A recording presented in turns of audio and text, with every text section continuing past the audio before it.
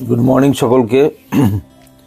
WBCS পরীক্ষার notification সবে বেরিয়েছে। তোমাদের মধ্যে অনেকে আছো যারা বহুদিন ডাব্লিউবিসিএসের নোটিফিকেশান না বেরোনোর জন্য অনেক টাচড আছো, অনেক দিন এটার প্রিপারেশন করা হয়নি।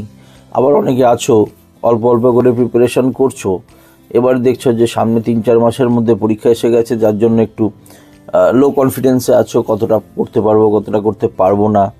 আবার কয়েকজন আছো যারা হয়তো ভাবছো যে এত কম সময় কি করে করব, বরং পরের পরীক্ষাটা ধরি, এটা পারবো কি পারবো না একটা দোদুল্যমান অবস্থায়।